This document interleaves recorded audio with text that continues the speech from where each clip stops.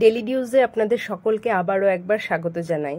আজ আমি আপনাদের সাথে শেয়ার করছি সর্ষে পটল পোস্ত। খুবই সহজ একটা রেসিপি, যেটা খেতে ভীষণ ভালো হয় আর যে কেউ ইজিলি বানিয়ে নিতে পারবে। এখানে আমি নিয়েছি টাটকা এবং কচি পটল, যেটাকে একটু ছুলে নিয়ে দুই সাইডে একটু করে চিড়ে নিয়ে, আর নিয়েছি সর্ষে, পোস্ত আর 3টে কাঁচা লঙ্কা একসাথে পেস্ট করে। এটার মধ্যে পোস্তর পরিমাণটা কম আছে, সর্ষের পরিমাণটা বেশি আছে, আমার ভালো লাগে সর্ষের টেস্টটা তাই। আর নিয়েছি এখানে 4টে কাঁচা লঙ্কা, পরে থেকে দেব। ওভেনে কড়াই বসিয়ে দিয়েছি, এখন দিয়ে দিচ্ছি সাদা তেল। সাদা তেল বা সর্ষের তেল যে কোনো তেলেই করা যায়, আমি সাদা তেলেই করছি। তেলটা আমার ভালোভাবে গরম হয়ে গেছে, এখন পটলগুলো ভেজে নিচ্ছি।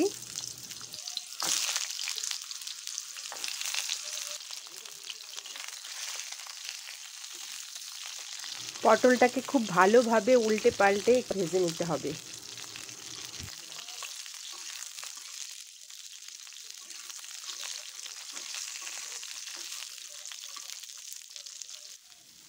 এখন আমি এই পটল ভাজার মধ্যে দিয়ে দিচ্ছি সামান্য একটু নুন, আর দিয়ে দেব সামান্য একটু হলুদ গুঁড়ো।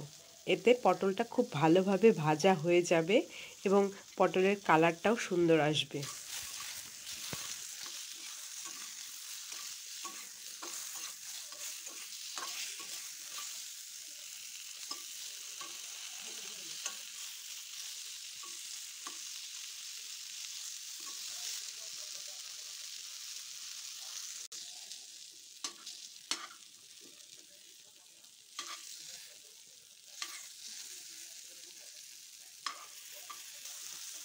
পটলটা খুব ভালোভাবে একটু লালচে করে ভেজে নিতে হবে।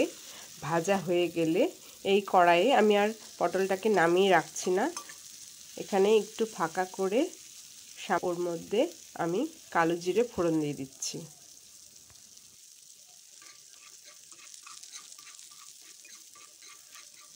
এখন আমি সর্ষে, পোস্ত, কাঁচা লঙ্কার যে পেস্টটা রেডি করে রেখেছিলাম ওটার মধ্যে জল অ্যাড করে দিচ্ছি।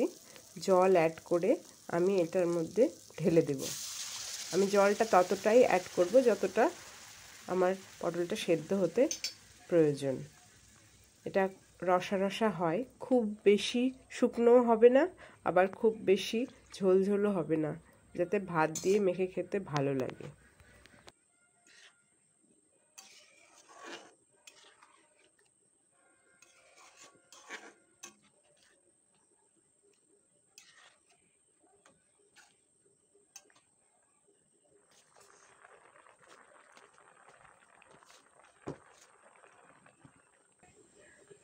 আমি আগেই নুন দিয়েছিলাম পটলটা ভাজার সময়, এখন আরেকটু দিয়ে নিচ্ছি।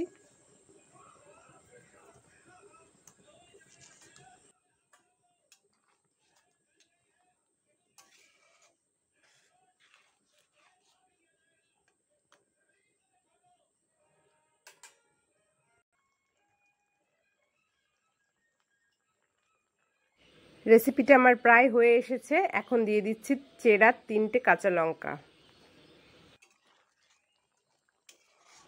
পটলের এরকম সহজ রেসিপি আর হয়তো হয় না, কারণ এটাতে সেরকম কিছুই লাগে না।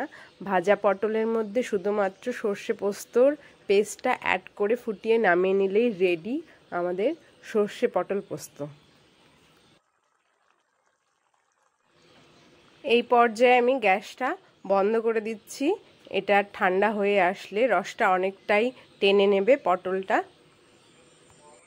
দেখুন, সর্ষে পটল পোস্ত আমাদের রেডি। এটা গরম ভাতে খেতে ভীষণ ভালো লাগে। শুধুমাত্র এই রেসিপিটা দিয়েই ভাত খাওয়া হয়ে যায়। আশা করছি আজকের এই সহজ রেসিপিটা আপনাদের ভালো লেগেছে। যদি ভালো লাগে তাহলে অবশ্যই রেসিপিটাকে লাইক, শেয়ার এবং কমেন্ট করবেন, এবং চ্যানেলে যারা নতুন তারা চ্যানেলটিকে অবশ্যই সাবস্ক্রাইব করে নেবেন। দেখা হবে আবারও একটি নতুন রেসিপি নিয়ে। সকলে ভালো থাকবেন, সুস্থ থাকবেন।